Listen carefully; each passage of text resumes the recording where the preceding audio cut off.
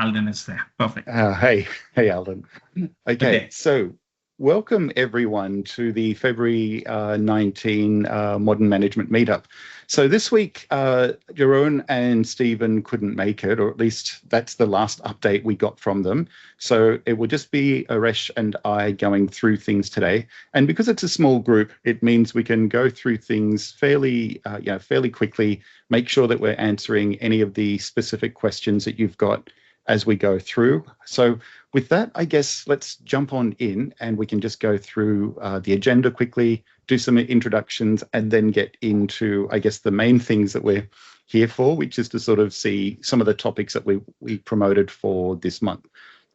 So I guess just because there are some new people here, whether you want to sort of drop into chat just to sort of, drop a comment in, just doing a quick intro if you haven't joined before. Otherwise, there's, like I know sometimes people prefer to sort of be a passive participant versus an active participant, and like we don't mind that at all. Obviously, things once we get into the main topics, having a bit more interaction makes things way more interesting for everybody.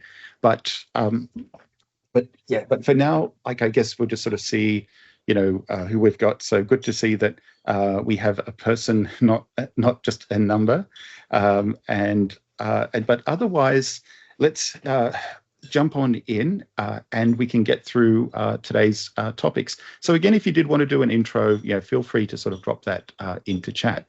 But for events coming up, we do have a few things coming up pretty soon. So the first one is in Sydney, Workplace Ninja. So here, this will be in Sydney on March the 2nd. So only a couple of weeks away. So what is it?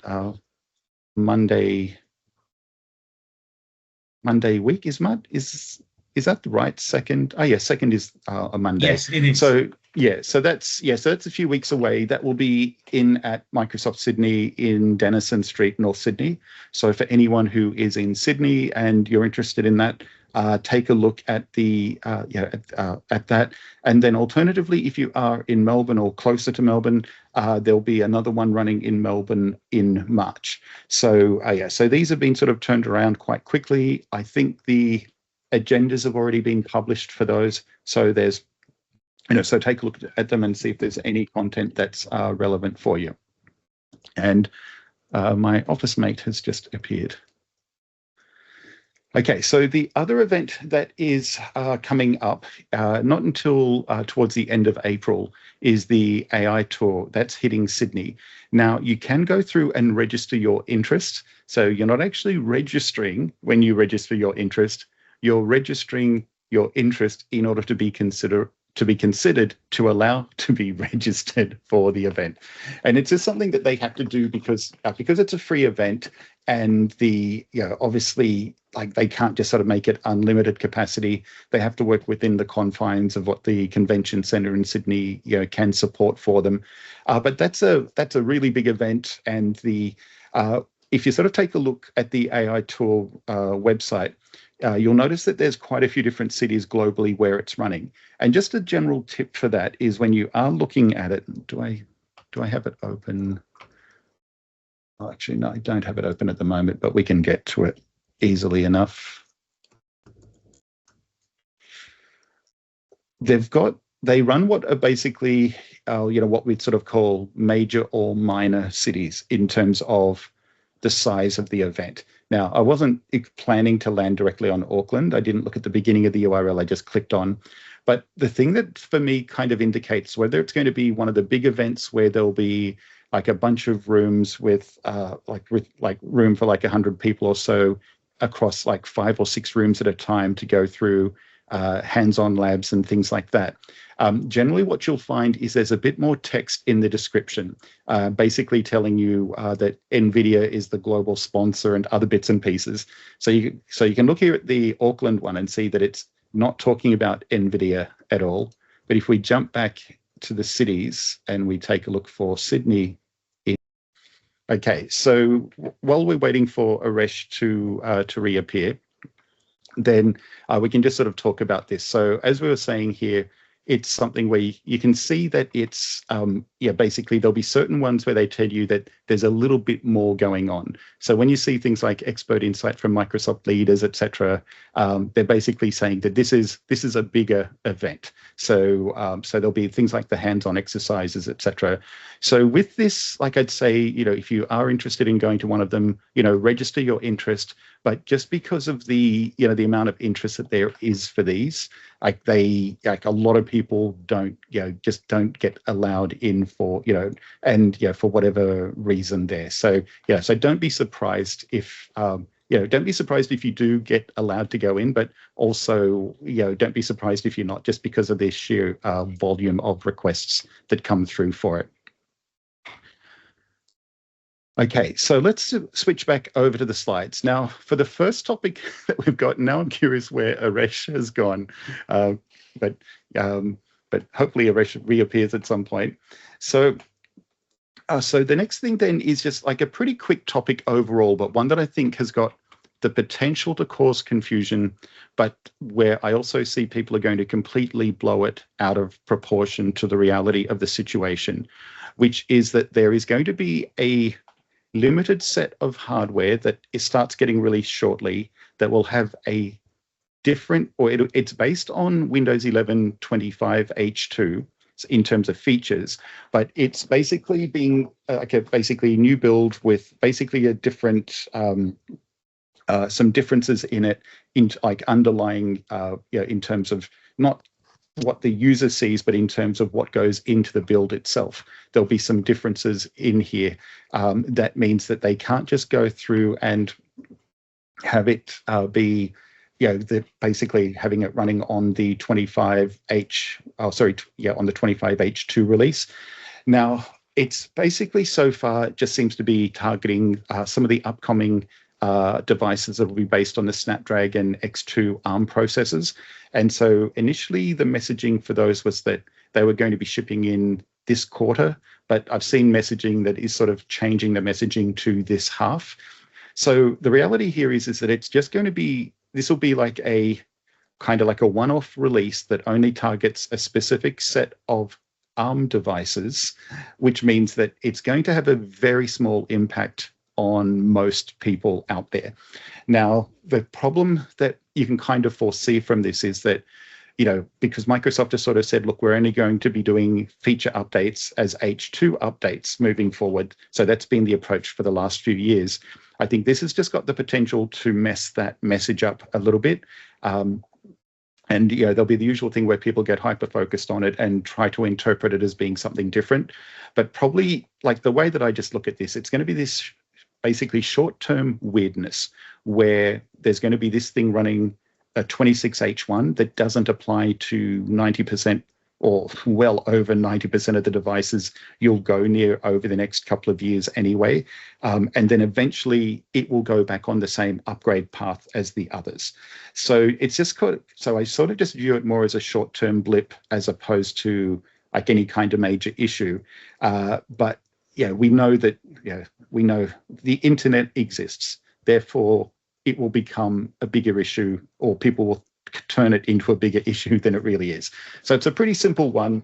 Now, one of the things that I guess here is that, for a lot of people, it's, the initial round of the Snapdragon processors that were launched for Windows devices a year and a half, 2 years ago. So far, market acceptance of those has been really good.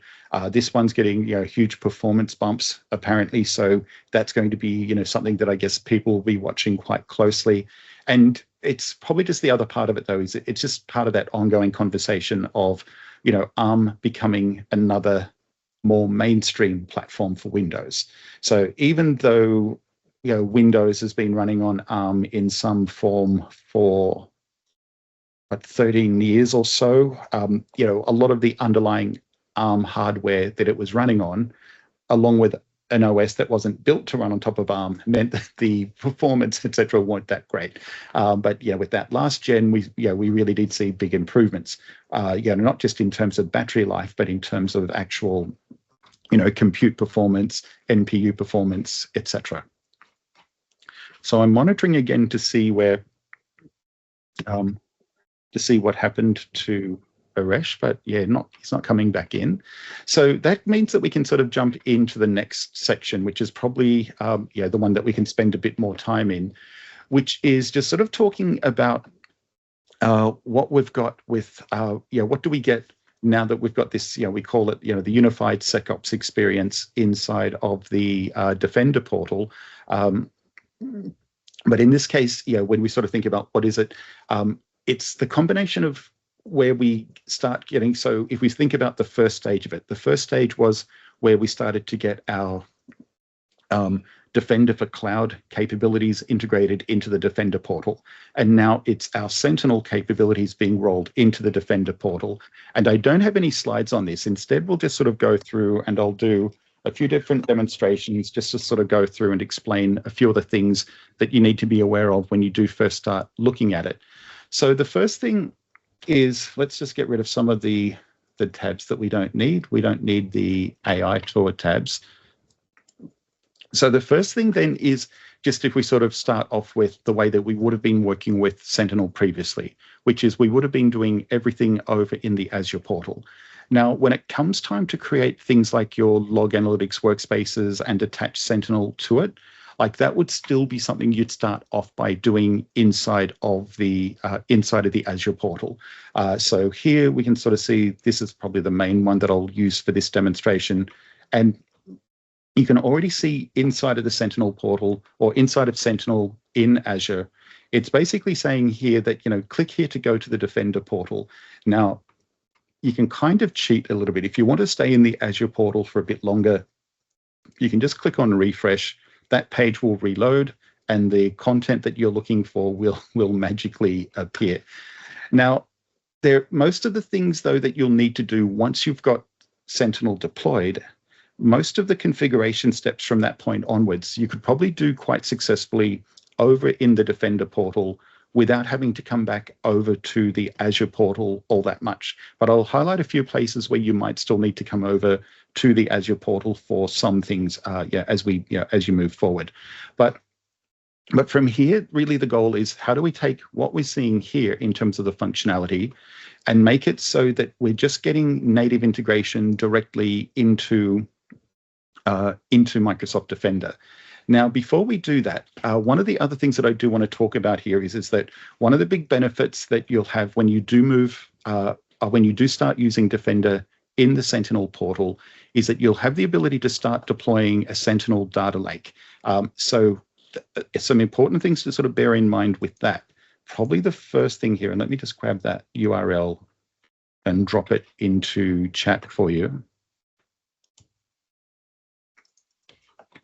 So with that, just the main thing to notice is as soon as we start looking at Data Lake, is that Data Lake support is in a subset of the regions where we'd normally be going through and deploying Sentinel. So for me, it wasn't a big deal because like my location of choice is Australia East. I'm in Sydney, so Australia East makes sense. And Australia East also happens to be where the data lake is. So the reason why I'm calling out that the location of the data lake is this note down here. So the data lake must be deployed in the same Azure region as the associated primary Sentinel workspace. Now, you'll see what primary workspace means in a moment once we switch over. But basically it means is that for people who are going through and deploying new Sentinel instances, instead of looking at the longer list, instead we're looking at the list on Instead, we're looking at the column on the right to determine where we should actually look at. Now, in terms of organizations that have already got Sentinel deployed in one of the other regions, then I guess the question from that point is, first of all, do you need data lake? And if you're looking at it going, we don't need data lake yet, then it's like, okay, no problem, no concern.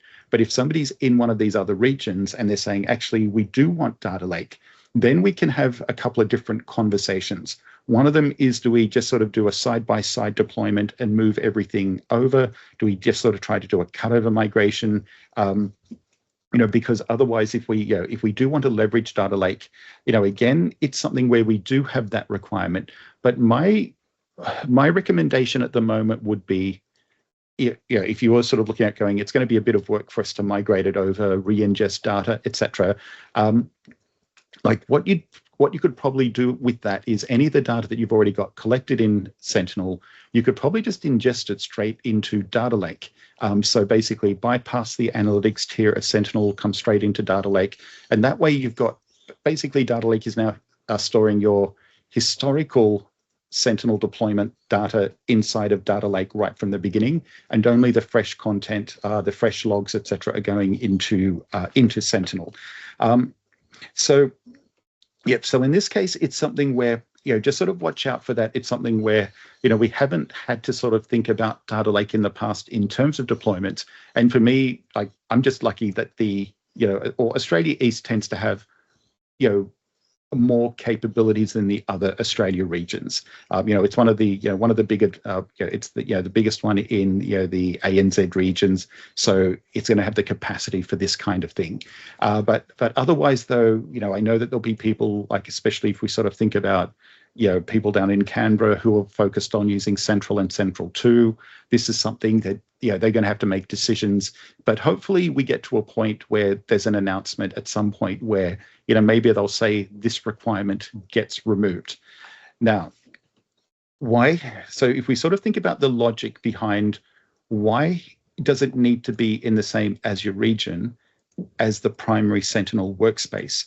And the reason for that is that normally when data is hitting, actually, I'll jump over to this page. Just there's a diagram in here that should help.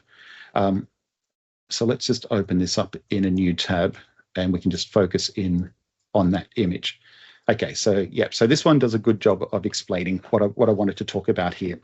So if we think about just our normal Sentinel storage, for example, then it's sitting up here in the log analytics tier or the analytics tier.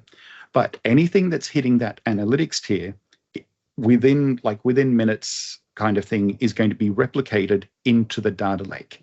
So if we think about, like, if a customer had a multi-region environment, that means that anything that would be, or they wanted to put data lake in a separate region, then anything that's hitting the analytics tier would then need to be replicated out to another region. So that would start introducing egress costs, it would introduce additional latency, etc.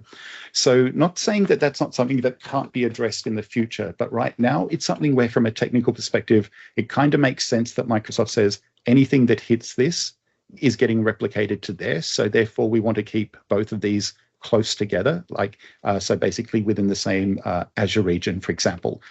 And we'll talk a bit more about the retention pieces a little bit later. I just want to talk about this now in terms of, why we currently have that regional tie or that regional restriction in place. So, other things that we might see, though, is over time we might start seeing that, more regions start lighting up for log analytics, for data lake capabilities, etc. There are multiple ways that they could work around this, but we just need to sort of wait and see what's actually happening as we move forward. So if we then sort of switch away from the Azure portal and we jump over and we take a look at Sentinel, the Sentinel experience inside of Defender.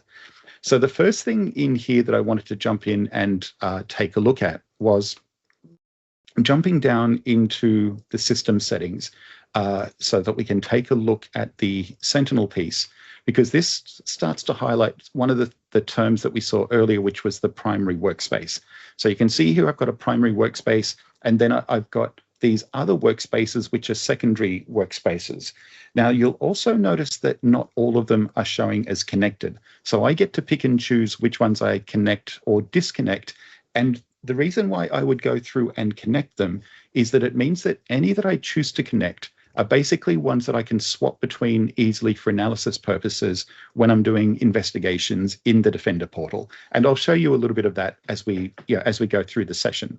Now, why would I choose to have something not connected? Well, this might be something that I do have access to. So I might have permission to access this, but it might be something that I just don't want being in a drop-down list. It may be something where I don't want to accidentally choose this one instead of this one and wonder why I can't find any of the results that I want. So the way that I view it is I view the connected option effectively as a filter to just let me swap back and forth between the Sentinel instances that I need to use on a frequent basis. And then if I do get into a situation where it's one of these ones I need to access infrequently, I need to connect it, then I can just click on connect. It takes a few minutes for it to go through and do the connection pieces in there, but then it would be something else I'd be able to switch to quite easily.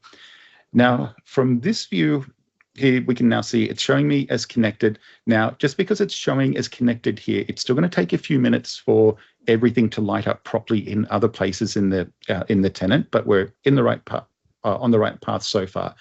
Now, some of the things that you'll notice here is now that we've got multiple workspaces for Sentinel, this is where we can go through and start, going through and doing the configuring the settings on a workspace by workspace basis.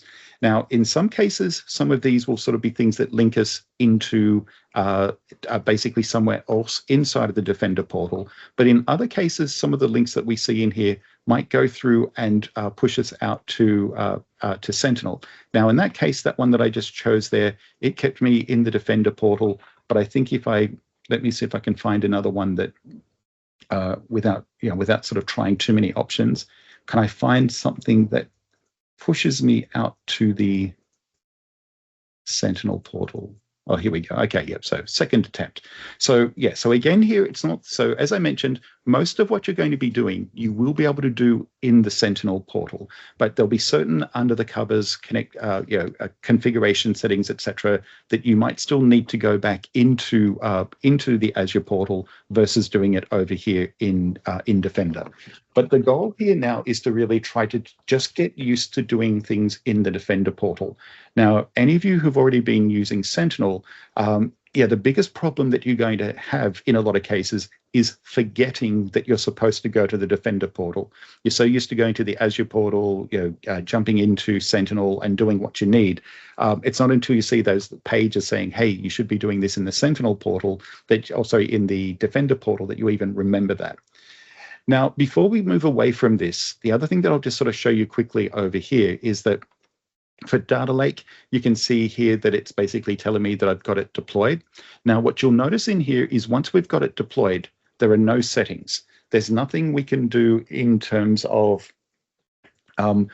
changing where it's located. There's nothing at all in terms of configuration settings available to us in here. So from that point, what you can do there is, if you do need to make any changes, if you decide that you want to move your primary workspace from one region to another, for example, or you want to delete the data lake, at the moment, that's actually a support request you need to put in.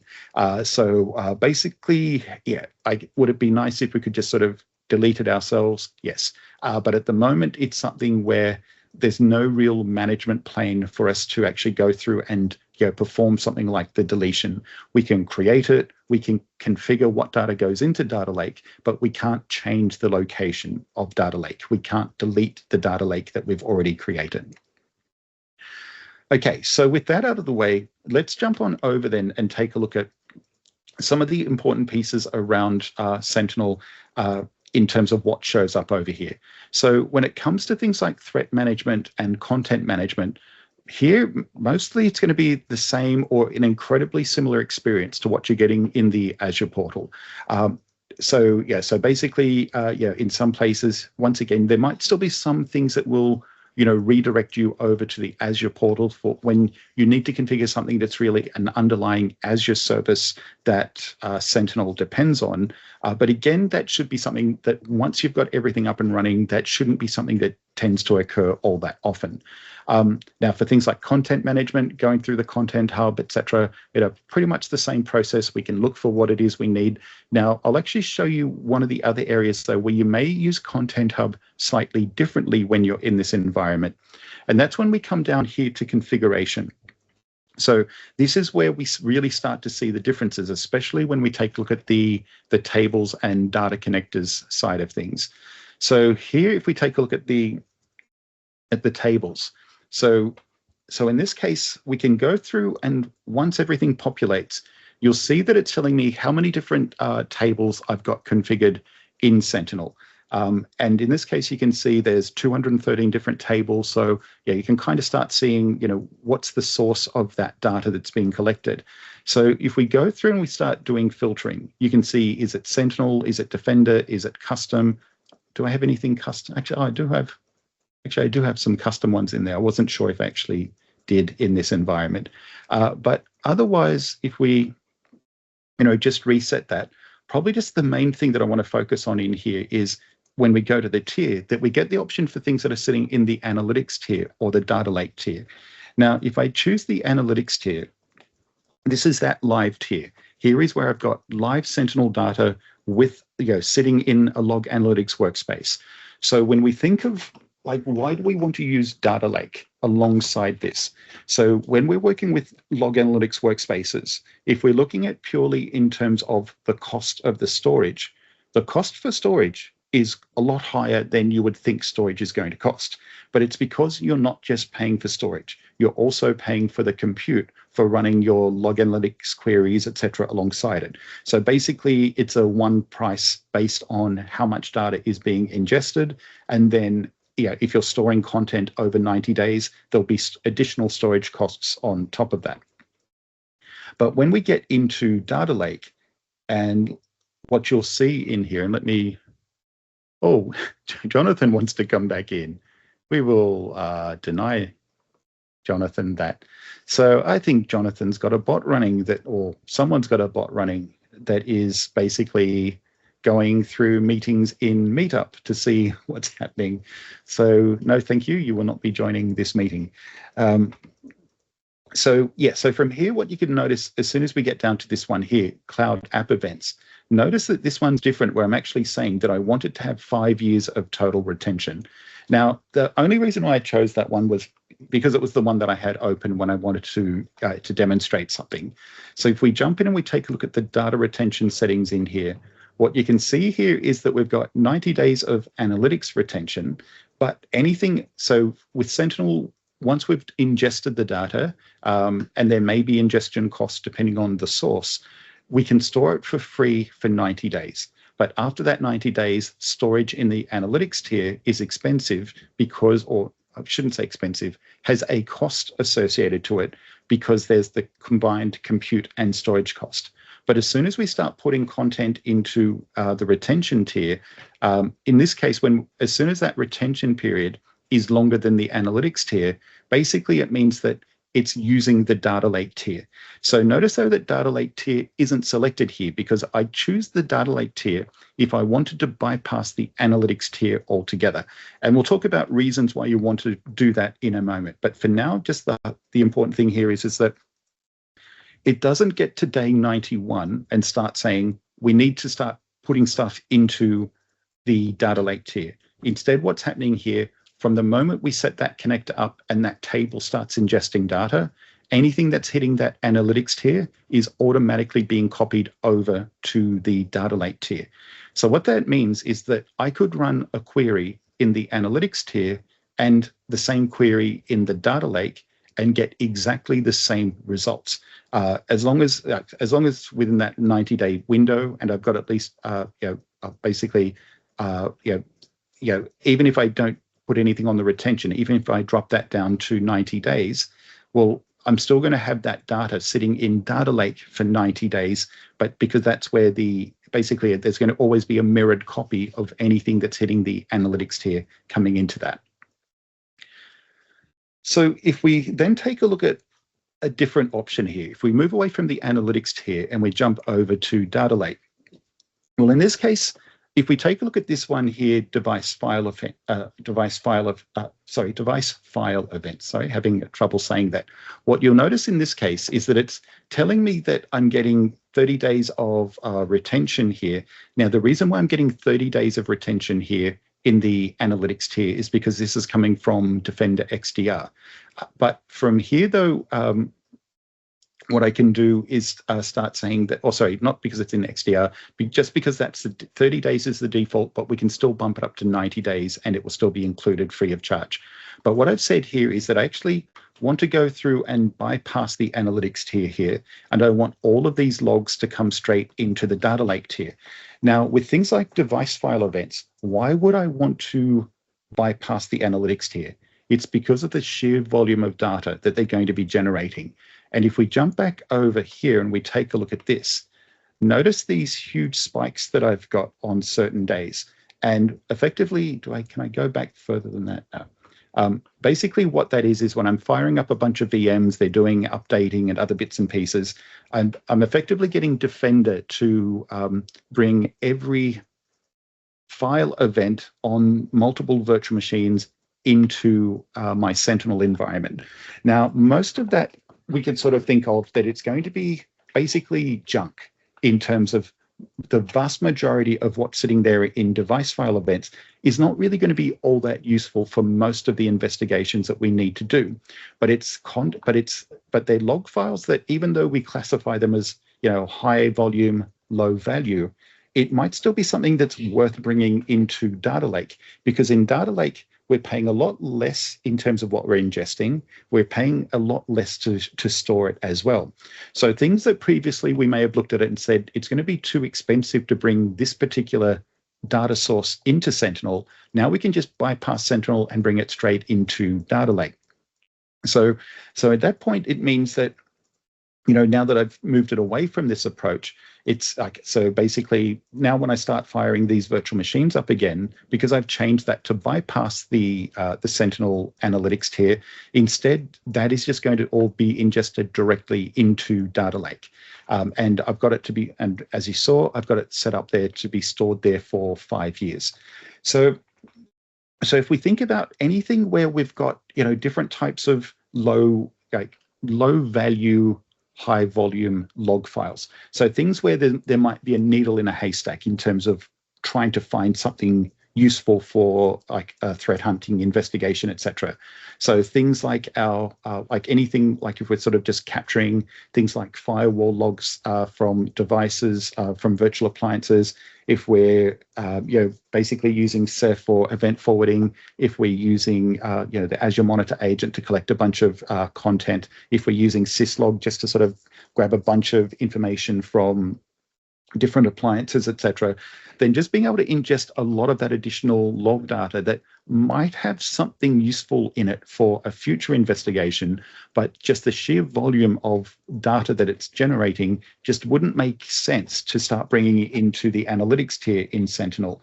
So it just means that we start getting much more cost-effective long-term, or even if we don't want the long-term storage, even if we just want more data to be ingested, then this is like basically something where the ingestion costs are low, the storage costs are low.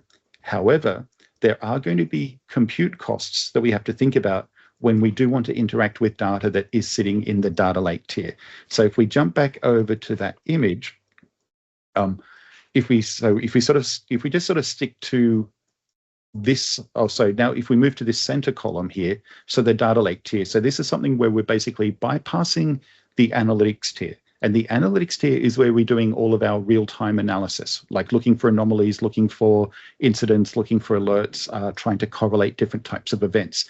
But when we're going into the data lake tier, we are bypassing that. So it means we can just bring that in, but that we can still go through and access that. We can still interact with it. We can still work with it. But basically Sentinel is not going to be running its analytics rules, etc. natively against that. We have to go in and do things differently when we're working with that data lake tier. And anything that we're doing with the data lake tier after in terms of interacting with it, searching, etc., there is going to be a compute cost around that. And we can take a look at that in just a moment. So we'll come back in and take a look at some of the data lake pieces a bit later, but just sort of showing you here that if I did want to go through and let's just choose let's just choose a Sentinel table and let's say email URL info, we can see, where's it coming from? So it's coming in from Defender for O365. And here you can see where I could go through and in this case, it's saying that the total retention is 90 days, the same as the analytics retention. So this is what we get for free once we've ingested the data into Sentinel. But as soon as I take that beyond 90 days, so if I take it to 120 days, then basically it's saying that it's going to move, start moving data around, and basically that it's going to be coming into the other location. So with that, it's just, there's a lot of money that organizers. So I guess you could either look at this as something where you could save a lot of money versus what you've been doing previously with Sentinel, or alternatively, you could look at it as I'll spend the same amount or maybe slightly less, but be able to ingest a lot more content into the into the data lake tier instead. Now, on the data connector side, one of the things that I just want to highlight in here that is a little bit of a surprise when you start sort of working with it, but there are certain options that are actually being hidden from you in here in terms of the connectors. So one of the things that it will do by default in here, it will actually go through and it will configure the Defender XDR connector in here for you. But you'll notice that if I search for the Defender XDR connector, it's not showing up. Now, just to sort of highlight that there's no smoke and mirrors, there's nothing up my sleeve. You can see over here that it's telling me that it's the Sentinel workspace. Now, here you can see that I can switch back and forth between the different workspaces quite easily. So remember, I was saying that this is our filtered view of the different workspaces that I have access to. These are the ones I've marked as connected. And that fourth one that I connected hasn't shown up in here yet. That's why it's not here yet. But if we jump back over to the Azure portal, this is one of those examples where there might still be some things you need to jump back over to the Azure portal for. So again, here we're sitting at Sentinel Laws, so the same Sentinel workspace. If we jump into Data Connector in here, and let's get rid of that. And if we just do a search for XDR on this side, notice that Defender XDR does actually show up over here. So in Sentinel, I can go through and configure this the way that I want. But the assumption is that once we are over in the Sentinel in the Defender portal, the assumption is that this is already all configured and ready to go, that you're not jumping in and changing settings around one of the core things that you'd probably be leveraging in here. Now, otherwise, though, in terms of the connectors, probably the other thing that I'd say here is if somebody's sitting here and saying, well, without jumping over to the Azure portal, is there a way that I could check that the XDR connector is actually there? And there's a few different ways we could check that. We could query the tables to see, are the XDR tables there? We could check to see, are they ingesting data? But if I even just want to check to see, is the connector even installed? If I jump into Content Hub, and if I, once again, just sort of type in XDR,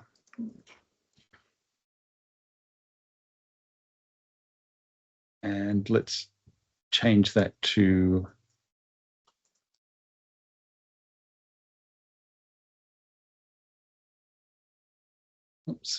Data Connector. Okay, so you can see here that the Defender XDR Data Connector is actually in here. It is installed, but again, it's just something to watch out for, where you're sort of looking at it going, well, I'm sure I added it. Why isn't it showing up? And it's not showing up, but I'm still getting the data that I need. So just sort of keep an eye out for that one. I've tried to find some good official documentation as to why it's, why you don't get to see it there. And the best that I've sort of seen so far is really that it's about that they don't, it's that they basically are assuming that once you've got everything connected in here, that things like the XDR connector would be something that you wouldn't really be messing around with once it's up and running. But I'd still like to be able to jump in there and take a look at it, because maybe I want to change some of the settings without jumping over to the Sentinel portal, to Sentinel in the Azure portal. So a couple of other things. So if we sort of skip past the other parts of configuration, I won't go through the other elements here, because these are just basically what we'd expect, functionality-wise, effectively the same as what we've got over in Sentinel in the Azure portal. But then once we come down to Data Lake, this is where we can also start to see some of the, this is a section that we do not get access to in the Azure portal. So if someone says, why should I do this in the Azure portal? This would kind of be a non-negotiable. If you want Data Lake, you have to do this in the Defender portal. So in here, I can run KQL queries, etc. in here. But again, the things that are important to understand in here is, so I'll choose that workspace. So the things that are important to understand here is that because Data Lake, all we're doing is paying for the storage. Anytime I want to interact with this, there are going to be costs associated with it. Now, the costs generally aren't going to be all that large, but if we're working with data that is within the last 90 days that we would already have a copy of in the analytics tier, we should just use the analytics tier. Once we get down here, if I jump in and let's do a search for, so even in here, if I do a search for, anomalies over the last 90 days. Now, there's not 90 days of data in there, but in this case, you can see that we've got, 10 items showing up when I use that query. Now, if I jump back up to the top and we take a look at the investigation and response and advanced hunting in here, so this is where we'd be working with the analytics tier. If I paste that same query in and I run that now, we'll get the same results come up. Basically, we'll get those same 10, oh, actually, I think is it 10 results or is it 9 results that we saw? So basically, it's the same query that will come back. Now, if I get rid of that take 10, because that's basically just filtering and saying just bring 10 results back. So if we do it now, you can see that there are actually only 10 items. So that take 10 wasn't actually doing anything. If we jump back down to our KQL queries and we get rid of that take 10, all I really want to show you here is that I'm getting the same results. So we got the same 10 results coming through, because I'm just trying to highlight here that because there's less than 90 days of content here that I'm searching, it means that it's going to be finding the same results for this particular data. So if it exists in the analytics tier, it's also going to exist in the data lake tier. But the data lake tier could actually have additional data sources in here that could change the results when I'm searching for different things. Now, so other things we can do down here from the compute side is if we want to start having things like Jupyter notebooks, running our own machine learning models, etc., going over the data lake for additional analysis, we could configure those through here. With KQL jobs, this is where I can go through and basically say there's certain content that I know is in data lake, but I actually want my Sentinel rules to run over the top of that. So what I could do in this case is if we jump in and we take a look at this one, so the anomalous sign-in behavior based on location changes. So in this case, got some details in here, but what it will do here is I've got it so that it will go through and add it to a new table. And if that table already exists inside of Sentinel, it will basically find the data that it needs and add that table back into my log analytics workspace. So it's taking the data that's in the data lake tier and basically bringing it into the analytics tier as fresh content or as fresh data, so that all my analytics rules, etc., can run over that and start looking for anomalies, etc. So here I'm saying that I want it to run over the last 30 days, and for the schedule, I want it to run once. And if I click on next, and now if I go through and submit that, then what it will do is basically, hopefully here, it's saying that if I refresh, is it? Yep, so last run started 19th of February. You can see that it's running here behind the scenes. And within a short time frame, everything that it's created here will get copied into this table up in my log analytics workspace. So even here, I should still have the previous time I ran it. I should still have some data sitting up here. So if we jump back up here to our advanced hunting, and we drop that table name in here, basically we can see in here that it's not complaining saying I can't find that table. That table exists and there's already data in it. But notice that it's older data. It hasn't been updated just yet. So eventually that will run and it will tell me that, hey, that data is being ingested into Sentinel. So then I'll be able to jump back up, run that same query, and I'll see new data in there.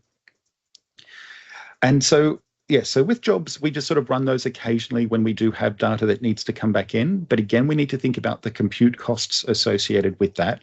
And then search and restore is really more about the way that we had to work with data that was sitting outside of our primary log analytics workspace prior to the introduction of Data Lake. So in this case, you can see that we could search across standard, basic, and archive logs using queries and search jobs. So basically, this was a way that we could work with older data previously from Sentinel, but it was kind of cumbersome compared to just having a data lake available. So the data lake option just makes things a lot easier. Now, if we jump in here, and probably just to sort of wrap up some of the Sentinel pieces here, is if we take a look at the cost management side, if we jump in and we take a look at usage, then you can see in here, first of all, for the data lake ingestion. Now, let me just, okay, so the first thing to notice here is notice that on a day-by-day basis, it's fairly consistent in terms of what's coming in. Because if we think about what's normally happening in most environments, the amount of log data that's going to be, coming in on a daily basis, like there might be, maybe like where it drops down, maybe there are weekends or things like that. But overall, it should be fairly consistent and fairly predictable. Now, if we're ingesting data into the data lake at a fairly predictable rate, what that also means, though, is that the storage that's coming into Data Lake should also be jumping up at a fairly predictable rate as well. Now, in this case, you can see that, I was messing around with stuff over the last couple of days. So you can see here that I've started bringing in a lot of extra content a lot faster. So starting to ramp that up so I can get some more content in there. But if we change that date range, so let's sort of take it back from, let's say, the 10th of January to, let's say the 8th, actually, we'll take it back to the 17th of Feb.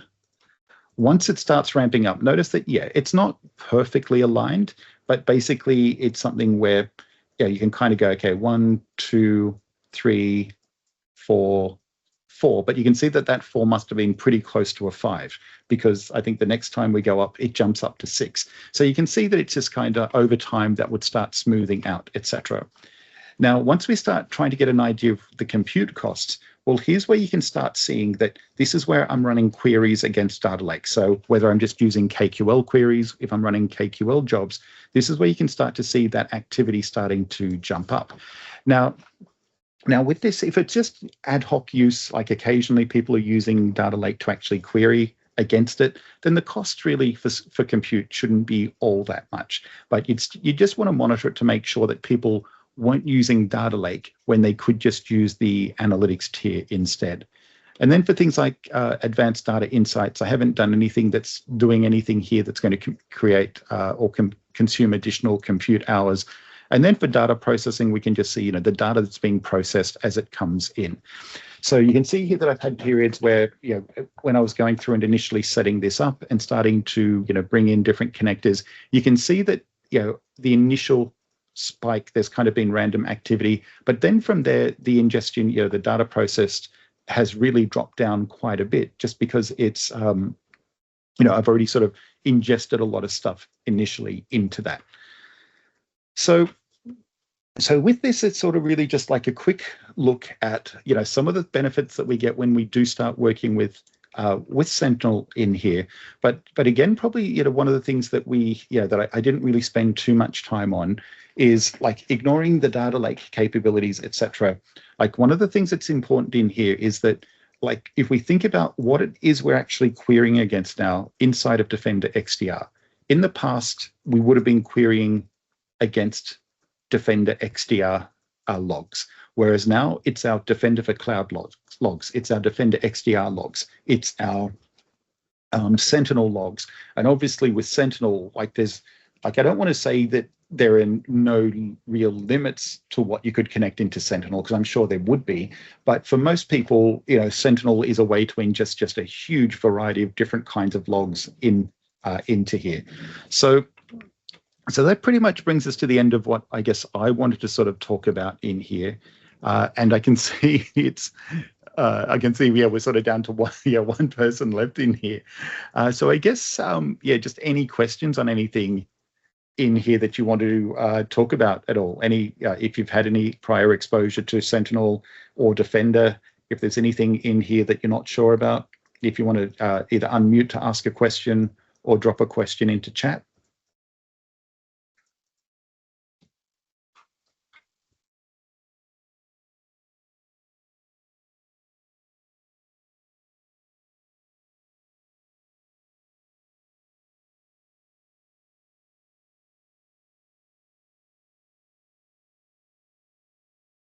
Okay, no problem, Alden. Completely under. Oh yeah, now that I'm looking around behind you and I can see the books, and it's it's becoming obvious, yes, you are in a library. Yeah, yeah, yeah. So hopefully, yeah, what you saw here, yeah, because I guess it's, when people sort of hear that one thing is moving from one portal into another portal or whatever, there always end up being a lot of questions about it. But in this case, it's something where, you know, rather than sort of having to explain why would you use the Defender portal, why would you use the Sentinel, Sentinel in the Azure portal, now we just don't have to have that conversation. It's like, do things in the Defender portal until the Defender portal says, oh, you need to do this in Azure. And we'll see fewer and fewer of those links that will take us back to Azure. So, and I think initially the goal was mid-year, where they were going to sort of cut off Sentinel in the Azure environment from the investigation experience, etc. But I think that's been pushed out of either later this year or early next year. So anyone who wants to stay in the Azure portal, they can stay in the Azure portal, but you can imagine that there'll be more and more new features that get rolled in that are only going to show up in the Defender portal, that won't ever be backported to the Sentinel portal, because it wouldn't make sense to backport them to a portal that they're moving the service away from. Okay, well, in that case, we might as well get things wrapped up. We don't need to sort of, I guess we don't really need to sort of hang around for too much longer. But otherwise, I guess thanks for joining, and huge apologies for, I knew that Zoom bombing occurred. I never knew that Teams bombing occurred. And yeah, I hope I don't have to go through that. It was, that was kind of like sheer panic of like, what on earth is going on there? So at least, so I guess now, I just can't let people in automatically. Basically, we didn't want to have to sort of make things where we had to approve it before people came in, because you can imagine when we have sessions that are more popular, that gets kind of annoying. But moving forward, I don't think we've got a choice. And now I guess I probably need to go edit that video, and anyone who's watching the recording of this after the fact is wondering what we're talking about. And it's like, no, please don't wonder about it. Just accept it, move on. Some of us had to experience it. You don't need to experience it. Okay, so thanks, Alden, for joining. And hopefully we get to see you at one of these again in the future.